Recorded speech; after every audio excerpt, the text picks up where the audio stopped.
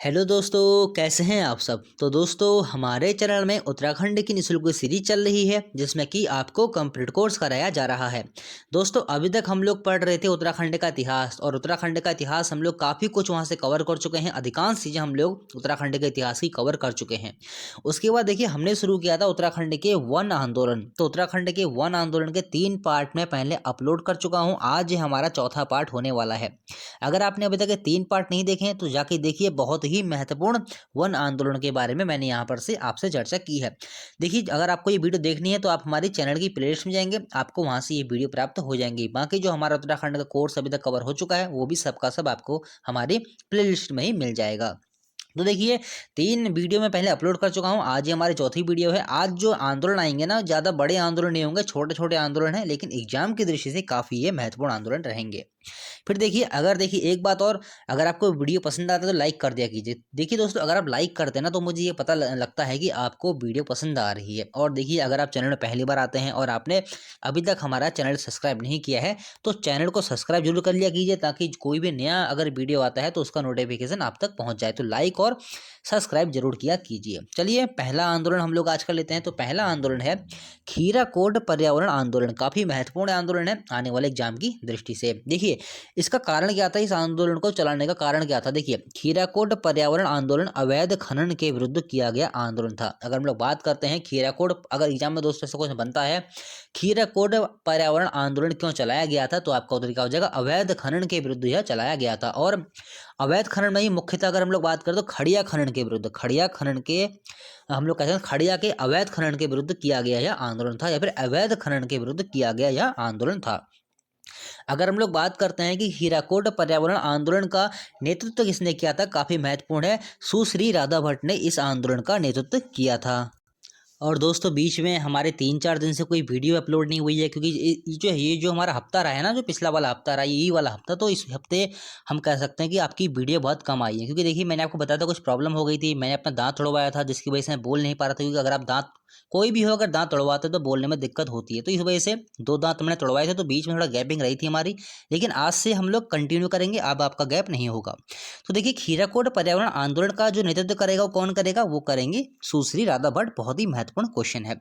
चलिए ठीक है, अगला आंदोलन ले लेते हैं। अगला आंदोलन है चेतना आंदोलन। चेतना आंदोलन ये का वो होता है 1983 में, बहुत महत्वपूर्ण है ये भी। देखिए, इस समय जो एग्जाम में है ना, जो आपकी जो किताबों में, एक किताब में पर्टिकुलर अगर कोई आंदोलन लिखा है तो जरूरी नहीं उसी किताब से है, क्योंकि इस समय जो एग्जाम का जो पैटर्न है वो हर किताब से ले लिया जा रहा है। मतलब कोई सी भी किताब हो, उस किताब को उठा लेंगे, देखेंगे भाई वहाँ कौन कौन से आंदोलन हुए उत्तराखंड में, तो वो कहीं से भी उठा लिए जाते हैं। तो जो भी आंदोलन है किताबों में वो मैं आपके सामने रख रहा हूँ। चलिए ठीक है, अगला है चेतना आंदोलन। कब होता है, 1983 में। डेट आपको याद रखनी है। अगर हम लोग बात करते हैं इस आंदोलन के क्षेत्र की, तो बाल गंगा घाटी के सिलियारा एवं चमियाला नामक गांव से यह शुरू होता है। कहाँ, बाल गंगा घाटी के सिलियारा एवं चमियाला नामक गांव से शुरू होता है। टिहरी वाले क्षेत्र से हम लोग कह सकते हैं, टिहरी का क्षेत्र है वहां से शुरू होता है। और इस आंदोलन को महिलाओं के द्वारा संचालित किया गया था। कभी कभी दोस्तों ये क्वेश्चन ये बन जाते हैं, जैसे चेतना आंदोलन किसके द्वारा शुरू किया गया था, हो सकता है 3 पर्टिकुलर किसी व्यक्ति का नाम दिए हो, चौथा ऐसे दिया हो कि महिलाओं के द्वारा शुरू किया गया था। तो आपको याद रखना है, चेतना आंदोलन महिलाओं के द्वारा संचालित किया गया था। चलिए ठीक है, बढ़ते हैं आगे। उसके बाद देखिए, अगला आता है नदी बचाओ आंदोलन। नदी बचाओ आंदोलन कब होगा, 1991 में यह आंदोलन होता है। कारण क्या रहेगा, कारण बहुत महत्वपूर्ण है। हर एग्जाम, हर जो भी आंदोलन रहेगा ना, उसका कारण आपको जानना है। तभी तो देखिए, मैं ये नहीं कहता हूँ कि आप सीमित चीज़ें पढ़िए। कुछ ऐसी चीज़ें होती हैं ना जो एग्जाम की दृष्टि से महत्वपूर्ण नहीं होती हैं, लेकिन आपको जाननी आवश्यक होती है। क्योंकि अगर आप उसका कारण जानते हैं ना तो आप उस चीज़ को भूलते नहीं है। तो मैं आपसे ये कहता हूँ कि आप लोग फैक्ट के साथ थोड़ा उसके बारे में जानिए। ये नहीं कि खाली रट्टू तोता मत बनिए, मैं तोता बनना है बिल्कुल, जो मैंने पढ़ा दिया बस वही रटना है, ऐसा नहीं। जो मैं कारण बता रहा हूँ तो उस कारण को भी आप जानिए, क्योंकि जब तक आप कारण किसी चीज़ का जानते हैं ना तो आपको वो चीज़ें आसानी से याद हो जाती हैं। तो नदी बचाओ जो आंदोलन रहेगा 1991 में रहेगा। और कारण क्या रहेगा, टिहरी में विष्णु प्रयाग जल परियोजना को निजी हाथों में दिए जाने के विरोध में हुआ था। बहुत महत्वपूर्ण है, नदी बचाओ आंदोलन क्यों होगा, टिहरी में विष्णु प्रयाग जल परियोजना को निजी हाथों में दिए जाने के विरोध में हुआ। इसका नेतृत्व कौन करेंगे, नेतृत्व करेंगे सुरेश भाई। सुरेश भाई पहले भी आपको पढ़ा चुका हूँ, पिछली वाली वीडियो में एक आंदोलन आया था, आपको बताना है सुरेश भाई ने कौन सा आंदोलन चलाया था। आपको कमेंट करके बताना है कि सुरेश भाई ने पहले कौन सा आंदोलन चलाया था, पिछली वाली वीडियो में आपको पढ़ा चुका हूँ। तभी तो मुझे पता लगेगा कि आप पढ़ रहे हैं कि नहीं पढ़ रहे हैं। फिर देखिए, इस आंदोलन से जुड़े कार्यकर्ताओं ने 2008 में नदी बचाओ वर्ष मनाया था। क्वेश्चन दोस्तों बन सकता है कि नदी बचाओ आंदोलन के से जुड़े कार्यकर्ताओं ने नदी बचाओ वर्ष कब बनाया, तो आपका उत्तर क्या हो जाएगा 2008 में। या कब बनाया बात एक ही है। और दोस्तों मुझे तो अभी ये भी पता नहीं कि कौन कौन लोग मुझसे जुड़े हुए हैं, कौन मेरी वीडियो को फॉलो करता है, कौन पढ़ता है, मुझे सब कुछ पता नहीं है। तो मैं सोच रहा हूँ किसी दिन लाइव क्लास ली जाए आपकी, और लाइव क्लास में आप लोगों से कुछ बातचीत की जाए, आप लोगों से जोड़ा जाए। और क्योंकि देखिए मैं अभी तक आप लोगों से जुड़ा हुआ नहीं हूँ, क्योंकि मैं सिर्फ वीडियो अपलोड करता हूँ, लेकिन मुझे ये पता नहीं कौन देख रहा है कौन नहीं देख रहा है। तो जिस दिन मैं लाइव अपडेट करूँगा, आपको एक सूचना दूंगा कि मैं इस वक्त लाइव आऊँगा, तो उस दिन मुझे पता लगेगा कि रियल में जो मेरे साथ जुड़ा हुआ है उसका मुझे एक आइडिया मिल जाएगा, ताकि देखिए मैं आपके सामने आ सकूं और आपसे मिल सकूं, आपको परेशानियों को जानूं, क्या आपकी दिक्कतें हैं। उसके बाद देखिए पढ़ाने में और मज़ा आता है। चलिए ठीक है, अगला आंदोलन देखते हैं।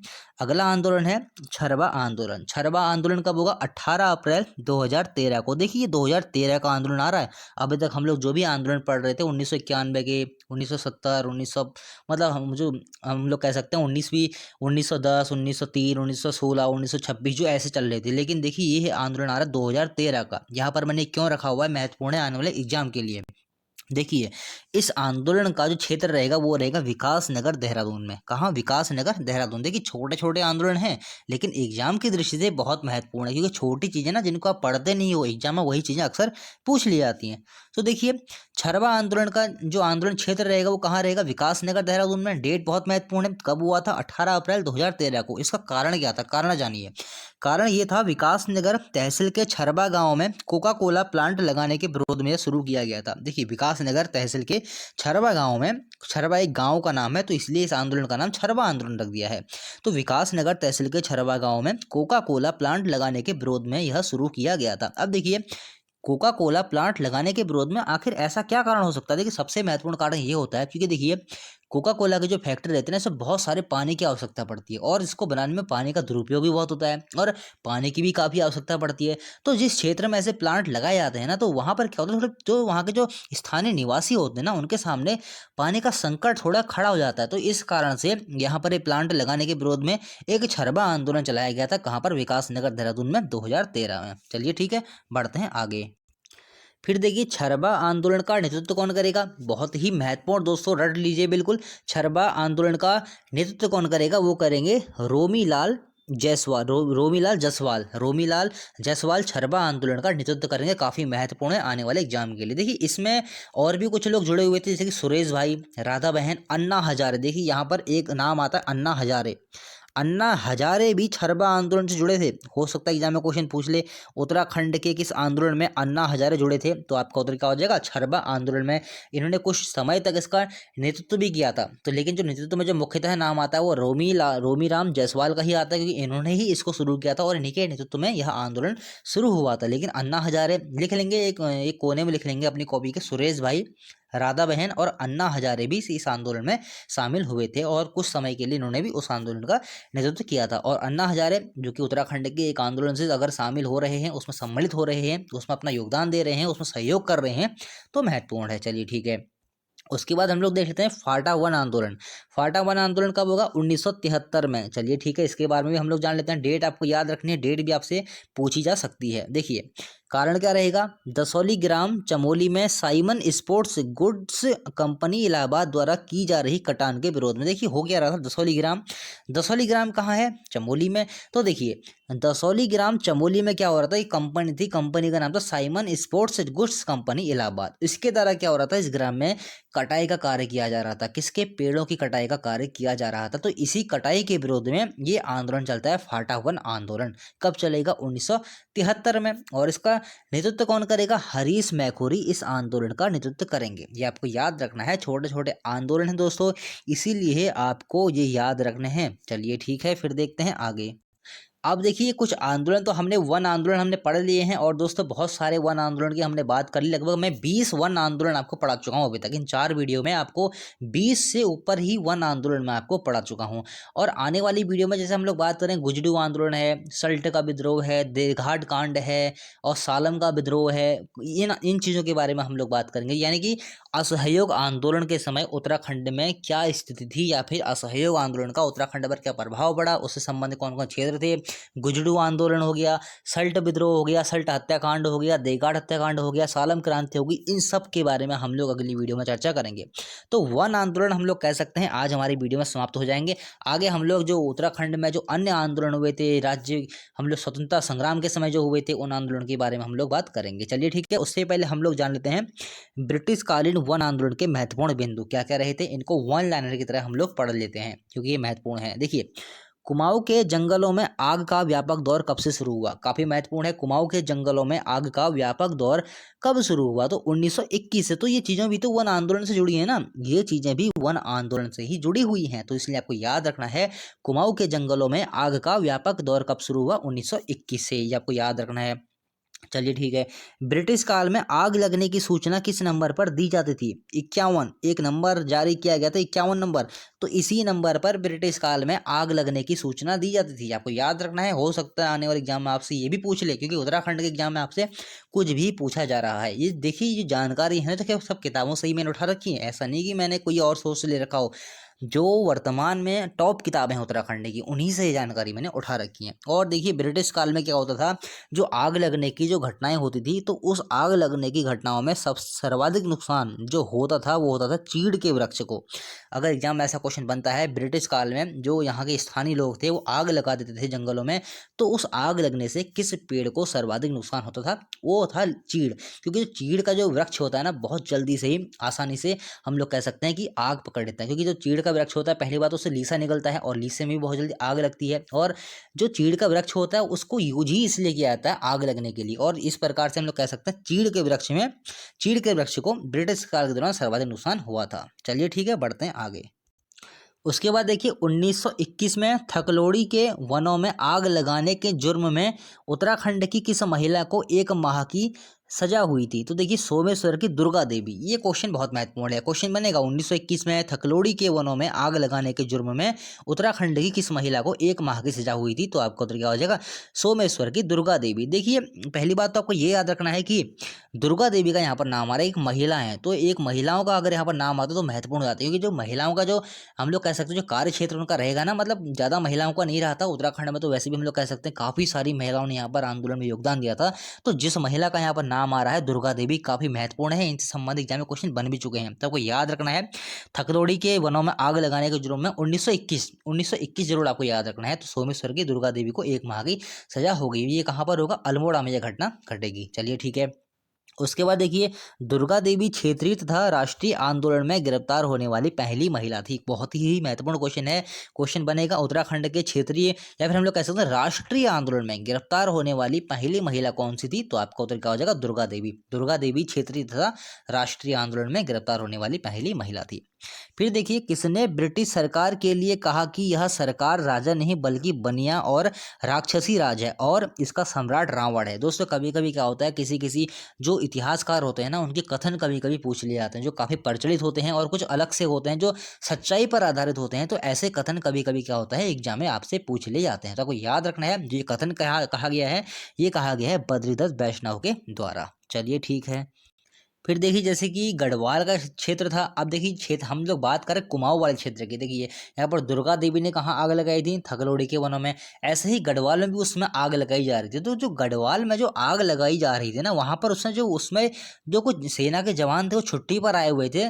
तो छुट्टी पर आए हुए जवानों ने भी वहाँ पर काफ़ी योगदान दिया था और उन्होंने भी वनों में आग लगाई थी। अब देखिए, आग लगाई क्यों जा रही थी, आपको ये भी तो समझना होगा ना। आग तो हमारी जीवन का अभिन्न हिस्सा, वो आग कह रहा हूँ, वन तो हमारे जीवन का अभिन्न हिस्सा है, तो ऐसे वनों को क्यों जलाया जा रहा था, ये भी तो आपको समझना आवश्यक है ना। इसलिए जलाया जा रहा था क्योंकि वनों पर प्रतिबंध लगा दिया गया था। जो वहाँ पर ग्रामीण थे, स्थानीय निवासी थे, उनके अधिकारों को सीमित कर दिया गया था। वन अधिनियम बन रहे थे जिसके कारण क्या हो रहा था, उनको चराई का जो जानवरों का चारा है उसके लिए चारा नहीं मिल रहा था, लकड़ी है, लकड़ी नहीं मिल रही थी, जानवरों को चरा नहीं सकते वनों में। तो वो वन स्थानीय लोगों किस काम के हैं, वो वन स्थानीय लोगों को किस काम के हैं, वो वन सिर्फ और सिर्फ जो अंग्रेज सरकार थी उसको पैसा कमाने का जरिया बन गया था। इस प्रकार से जो वहाँ के स्थानीय लोग थे, ग्रामीण लोग थे, वो काफ़ी क्रोधित हो चुके थे, परेशान हो चुके थे ब्रिटिश सरकार से। इस कारण से वो लोग क्या करते हैं, वनों में आग लगाना शुरू करते हैं। क्यों लगाना शुरू करते हैं, ये उनके एक विरोध का तरीका था। तो वनों में हम लोग कह सकते हैं जो वन अधिकारों को सीमित कर दिया गया था, इसी कारण से स्थानीय लोगों ने वहां पर आग लगाना शुरू कर दिया गया था। देखिए सर्वाधिक नुकसान जो होगा चीड़ के वृक्ष को होगा ना, क्योंकि सर्वाधिक जो आग पकड़ता है वो चीड़ का वृक्ष ही पकड़ता है। और ब्रिटिश काल में तो चीड़ के काफी वृक्ष लगाए गए थे, उनका काफी संरक्षण किया गया था। क्योंकि देखिए 1890 से क्या हुआ था, 1890 से लीसा टिपान का कार्य शुरू कर दिया गया था। इस कारण से चीड़ के वृक्षों पर ब्रिटिश सरकार काफी ध्यान देती थी। चलिए ठीक है। उसके बाद देखिए आंदोलनों के दौरान कुमाऊं से जेल जाने वाले पहले व्यक्ति कौन थे। देखिए मोहन सिंह मेहता, आप सभी ने पढ़ा ही होगा इनके बारे में।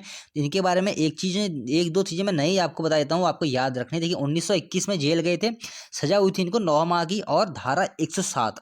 कभी कभी क्या होता है दोस्तों, एग्जाम में कुछ अलग आपसे हटके पूछ लेता है, तो आपको याद रखना है जो मोहन सिंह मेहता को, जो उत्तराखंड में आंदोलन के दौरान सर्वप्रथम गिरफ्तार होने वाले व्यक्ति थे मोहन सिंह मेहता, किस धारा के तहत इनको गिरफ्तार किया गया था, तो आपको याद रखना है 107 धारा थी, इसके तहत ही इनको गिरफ्तार किया गया था। ये भी आपको याद रखना है। चलिए ठीक है, बढ़ते हैं हम लोग आगे। तो देखिए अगला टॉपिक हमारे पास आता है फॉरेस्ट ग्रीवेंस कमेटी। हालांकि इसके बारे में भी आपको पहले मैं पढ़ा चुका हूं, लेकिन कुछ जानकारियां हैं जो छूट चुकी हैं, इसलिए मैं सोच रहा हूं कि आपको फॉरेस्ट ग्रीवेंस कमेटी आज आपको कंप्लीट पढ़ा दूं। चलिए ठीक है, इसको हम लोग कंप्लीट पढ़ लेते हैं आज, इसके बाद हम लोग इसको कभी नहीं पढ़ेंगे। इसके बारे में वैसे कुछ जानकारी मैं आपको पहले भी दे चुका हूँ। देखिए जो इसका गठन होता है ना फॉरेस्ट ग्रीवेंस कमेटी का, वो होता है 13 अप्रैल 1921 को। डेट आपको याद रख लेनी है, 13 अप्रैल 1921 को। और जो इसके अध्यक्ष बनाए गए थे वो बनाए गए थे पी बेंटम। उस समय तत्कालीन कुमाऊं कमिश्नर भी रहे थे और इन्हीं को ही इसका अध्यक्ष बनाया गया था। अब देखिए फॉरेस्ट ग्रीवेंस कमेटी का के गठन का कारण क्या था। इसके गठन का कारण क्या था, जनता में व्याप्त वन कष्टों तथा शिकायतों का अन्वेषण करना। हो क्या रहा था, देखिए इस समय मैंने आपको बताया ना 1921 से आग लगाने का दौर उत्तराखंड के जंगलों में शुरू हो गया था। तो आग लगने की घटनाएं वनों में काफी बढ़ गई थी, लोगों में असंतोष काफी बढ़ गया था, लोगों में गुस्सा काफी बढ़ गया था। तो उस गुस्से को समझने के लिए, उनकी शिकायतों को समझने के लिए, वनों को आग से बचाने के लिए, मतलब लोगों का गुस्सा कम करने के लिए ये हम लोग कह सकते हैं ये इस कमेटी का गठन किया गया था। कब किया जाएगा, 13 अप्रैल 1921 को। इसकी अध्यक्षता में पी बेंटम, आपको याद रखना है, काफी महत्वपूर्ण है। और इस समिति ने अपनी रिपोर्ट कब दी, इस समिति ने अपनी रिपोर्ट दी अक्टूबर 1921 को। और इस रिपोर्ट में इन्होंने क्या कहा ये भी आप जानिए। समिति ने रिपोर्ट में कहा कि ग्रामीणों को वनों से संबंधित अधिकार दिए जाएं तथा ग्रामीणों के लिए वनों को खोल देना चाहिए। अभी तक क्या हो रहा था, ग्रामीणों के वनों के अधिकारों को सीमित कर दिया गया था, लेकिन फॉरेस्ट ग्रीवेंस कमेटी ये कहती थी कि जो ग्रामीण हैं उनको वनों से संबंधित अधिकार दिए जाएं।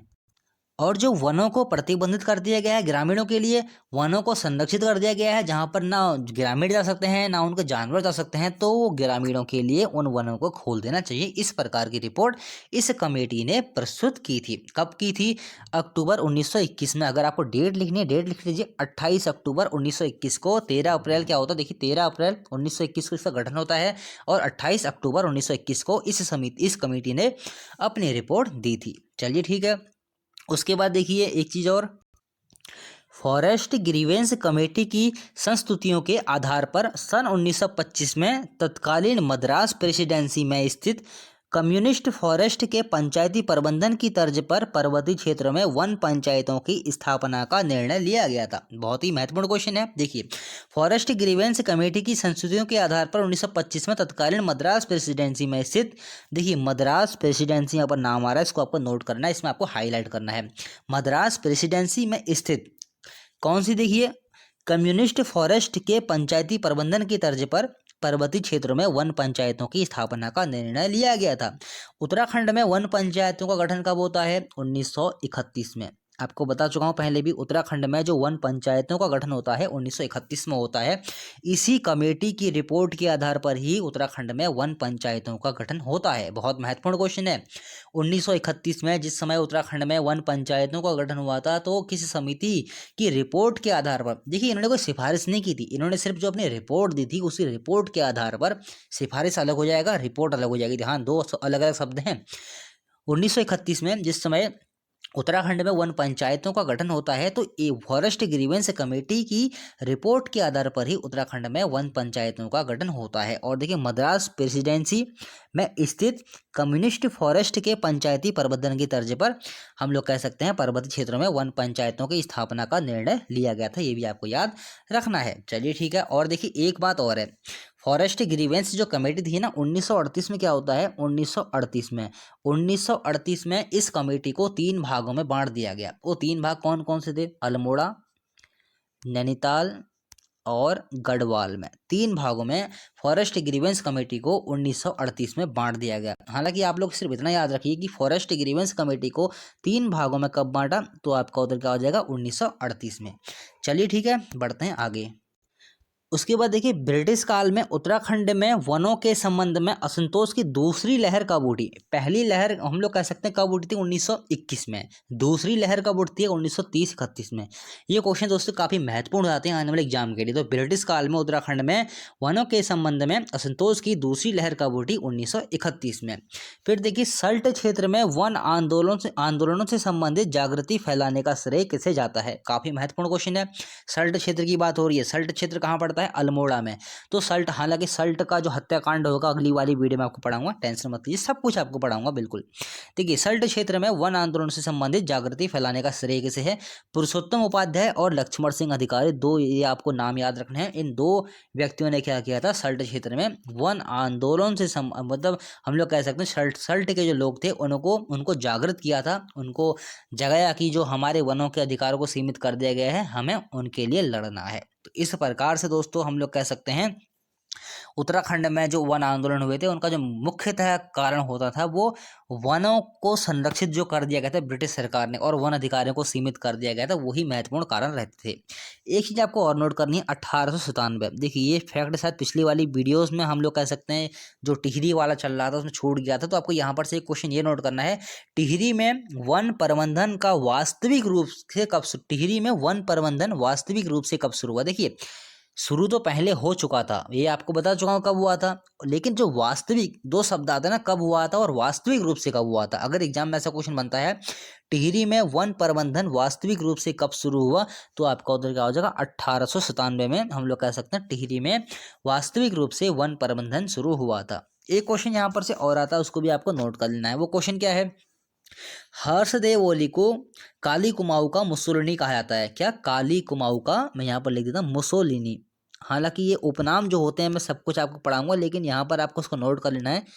हर्षदेव ओली को काली कुमाऊं का मुसोलिनी की संज्ञा किसी समाचार पत्र ने दी है, तो आपको क्या हो जाएगा, शक्ति समाचार पत्र है। इसी शक्ति समाचार पत्र ने हर्षदेव ओली को कुमाऊं का मुसोलिनी की संज्ञा दी है।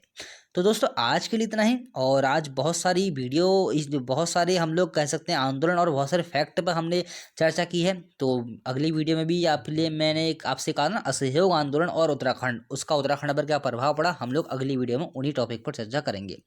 तो दोस्तों आज के लिए इतना ही। और हमारे फेसबुक पेज से आप लोग जुड़ जाइए, लिंक आपको नीचे दे रखा है, व्हाट्सअप नंबर भी आपको नीचे दे रखा है। अगर आपको कुछ पूछना होता तो आप हमको व्हाट्सअप कर सकते हैं। अगर आपको कुछ डाउट्स हैं तो आप लोग वीडियो के नीचे कमेंट कर दिया कीजिए, मैं हर कमेंट का रिप्लाई जरूर करता हूं। तो दोस्तों मिलते हैं अगली वीडियो में। और एक बात और, वीडियो को शेयर कर दिया कीजिए दोस्तों, क्योंकि अगर आप लोग शेयर करते हैं ना तो और लोगों तक ये पहुंचती है और उन लोगों को भी इसका फायदा मिलता है। तो अगर वीडियो पसंद आती है तो लाइक कीजिए और चैनल को सब्सक्राइब कीजिए। मिलते हैं अगली वीडियो में।